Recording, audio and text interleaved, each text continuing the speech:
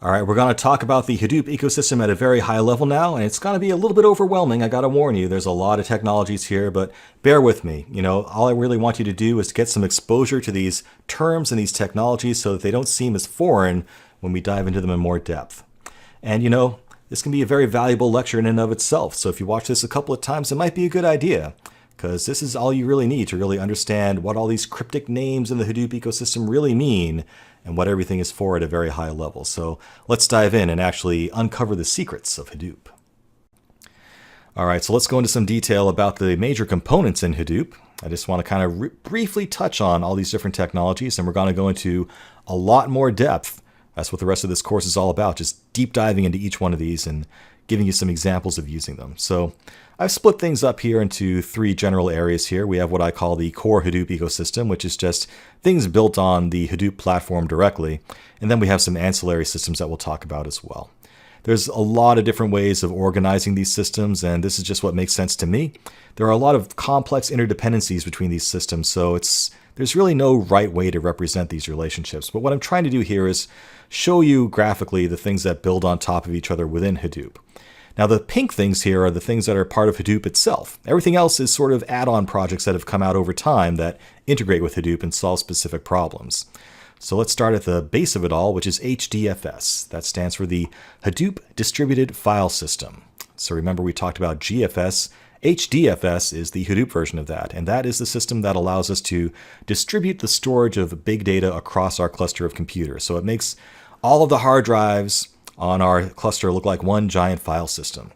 And not only that, it actually maintains redundant copies of that data. So if one of your computers happens to randomly burst into flames and melts into a puddle of silicon, hey, it happens, it can actually recover from that and it will back itself up to a backup copy that it had of that data automatically. It's like you'll never even know anything happened. So that's the power of HDFS. That is the data storage, the distributed data storage piece of Hadoop. Now, sitting on top of HDFS, we have Yarn, and that stands for Yet Another Resource Negotiator. So we talked about the data storage part of Hadoop, and there's also the data processing part of Hadoop. Yarn is where the data processing starts to come into play. So Yarn is basically the system that manages the resources on your computing cluster. It's what decides what gets to run tasks when, what nodes are available for extra work, which nodes are not, which ones are available, which ones are not available. So it's kind of the heartbeat that keeps your cluster going. Now, given that we have this resource negotiator, we can build interesting applications on top of that. And one of them is MapReduce, which again is a piece of Hadoop proper. And MapReduce, at a very high level, is just a programming metaphor or programming model that allows you to process your data across an entire cluster. And let's break that down. So it consists of mappers and reducers. These are both different scripts that you might write, or different functions, if you will, when you're writing a MapReduce program. Mappers have the ability to transform your data in parallel across your entire computing cluster in a very efficient manner. And reducers are what aggregate that data together. And it may sound like a very simple model, and it is, but it's actually very versatile. And we'll see later on that there are some very creative ways you can put mappers and reducers together to solve very complex problems. Now, originally, MapReduce and Yarn were kind of the same thing in Hadoop. They got split out recently, and that's enabled other applications to be built on top of Yarn that solve the same problem as MapReduce, but in a more efficient manner. We'll talk about that in a bit. And then sitting on top of MapReduce, we have technologies such as Pig. So if you don't want to write Java or Python MapReduce code, and you're more familiar with a scripting language that has sort of a SQL-style syntax, Pig is for you.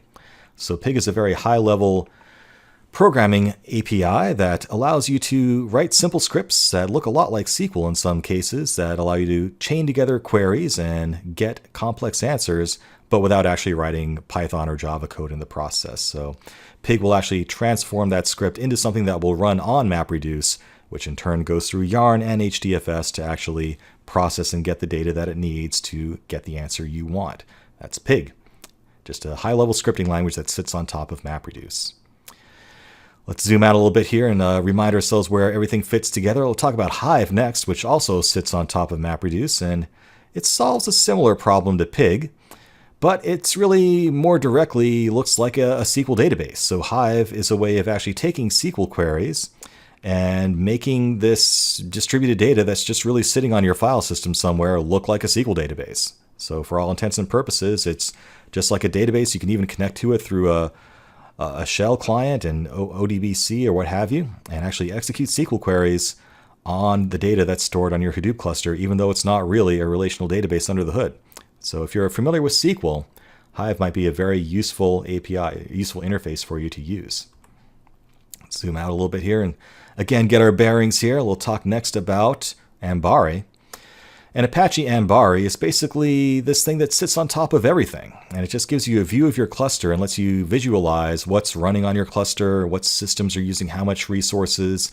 And it also has some views in it that allow you to actually do things like execute Hive queries or import databases into Hive or execute pig queries and things like that. So Ambari is what sits on top of all of this and lets you have a view into the actual state of your cluster and the applications that are running on it.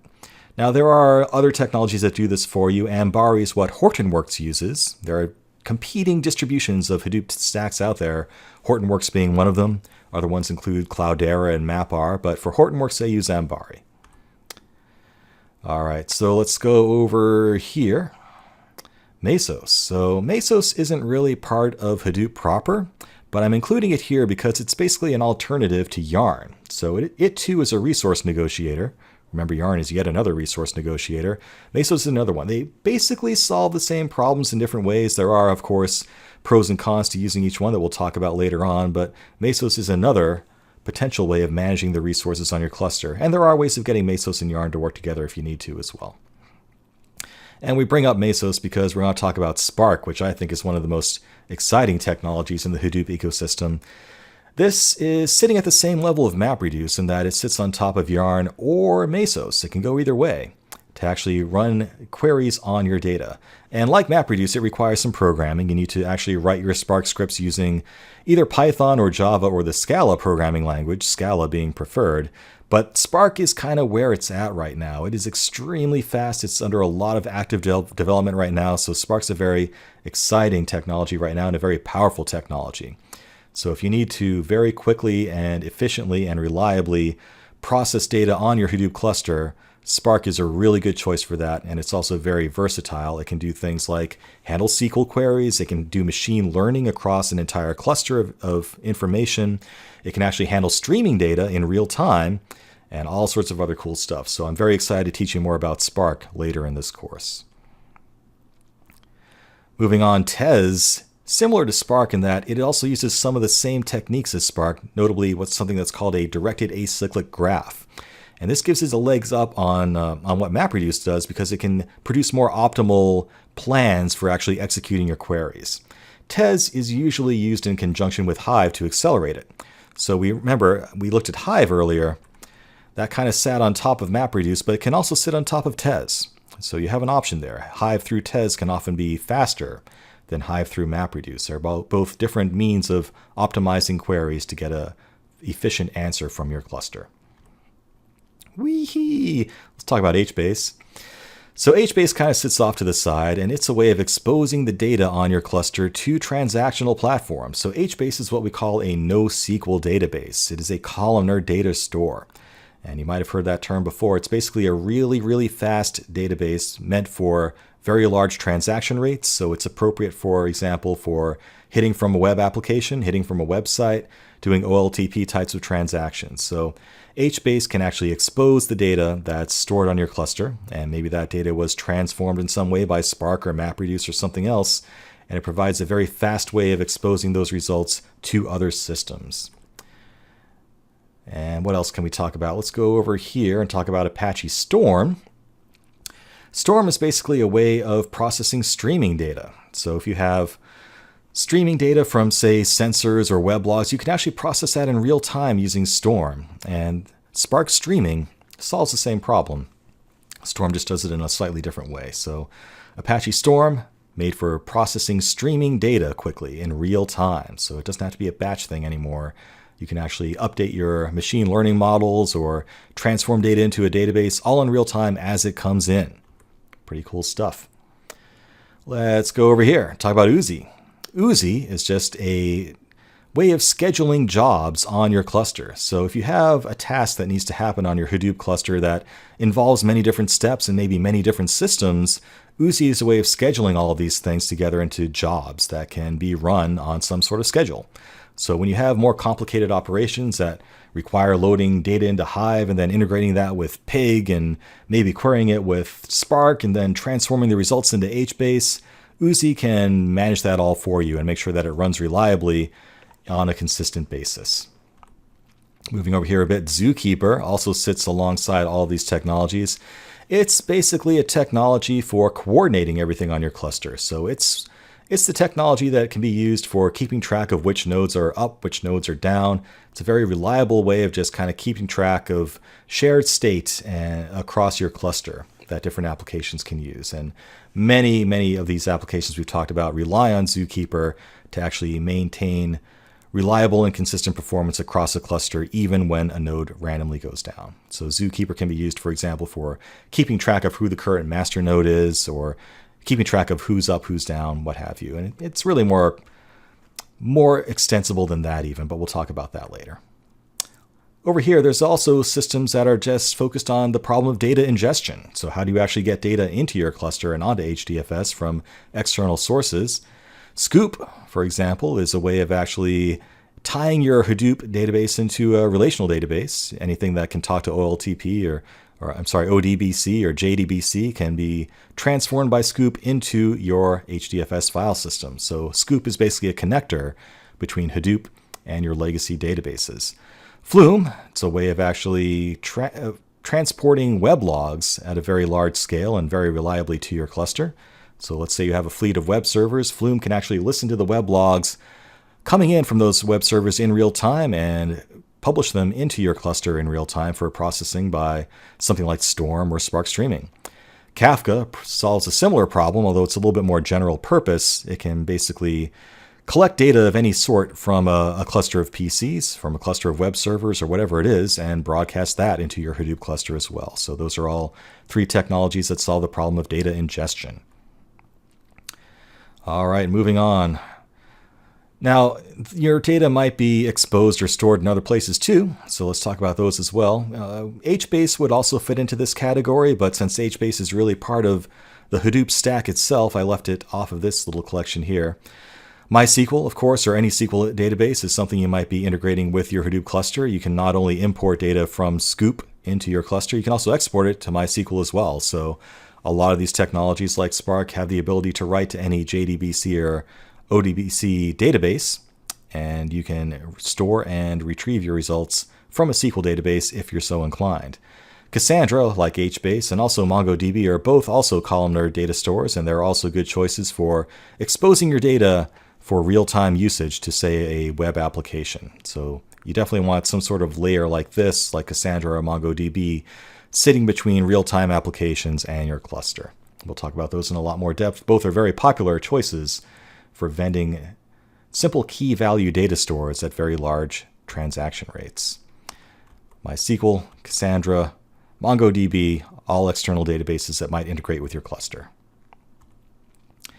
And there are also several query engines that sit on top of your Hadoop cluster. So if you want to actually interactively enter SQL queries or whatever, you can do that using these technologies. Again, things don't always fit neatly into different circles here. If you remember Hive, that actually is a similar thing as well. But again, since Hive is more tightly integrated into Hadoop, I chose to leave it out of this particular circle. But it too is a way of querying your data. Apache Drill, pretty cool stuff. It actually allows you to write SQL queries that will work across a wide range of NoSQL databases, potentially. So it can actually talk to your HBase database and maybe your Cassandra and your MongoDB database as well, and tie those results all together and allow you to write queries across all those disparate data stores and bring them all back together when you're done. Hue, also a way of interactively creating queries. It works well with Hive and HBase, and actually for Cloudera, it kind of takes the role of Ambari for sort of the thing that sits on top of everything and lets you visualize and execute queries on the Hadoop cluster as a whole. Apache Phoenix, kind of similar to Drill. It lets you do SQL-style queries across the entire range of data storage technologies you might have, but it takes it one step further. It actually gives you ACID guarantees and OLTP. So it can actually make your not SQL Hadoop data store look a lot like a relational data store and a relational database with all the guarantees that come with that. And finally, Presto, yet another way to execute queries across your entire cluster. These all solve, kind of the same problem. Zeppelin is just another angle on it that takes more of a notebook type approach to the UI and how you actually interact with the cluster. But at the end of the day, those are all ways of actually executing queries and extracting meaning from your cluster without necessarily writing programs to do it. So that's the world of Hadoop in a nutshell. A lot of stuff there, but hey, that's all there is to it. We're going to spend the rest of this course diving into each one of these one at a time and doing some actual exercises and activities with them so you get to understand them in more depth. But for now, those are the buzzwords. And hopefully when you hear these terms and these technologies, they won't seem quite so foreign to you anymore. So welcome to the world of Hadoop. Let's move on and dive into some more detail. All right, that was a lot of stuff right there. And, I understand if you need to go back and watch it again, there's a lot of information there. But don't worry, we're going to dive into each and every one of these technologies in a lot more depth later on in the course. I just wanted to kind of hit you with all this right up front so you could know just enough to be dangerous and know enough about these technologies to actually know what people are talking about when they're talking about Hadoop. I mean, that's half of the battle here. None of these things are really that complicated, to be honest. All of these things are actually fairly easy to use and understand. Hadoop is only really hard to grasp because there are so many different technologies and a lot of them do the same thing. But if you can understand what they're all for and how to choose between them and how to put them together to actually solve real business problems, well, that's what they pay people the big bucks for. So let's move on and actually start to dive into some more depth. Start with HDFS and see how that works.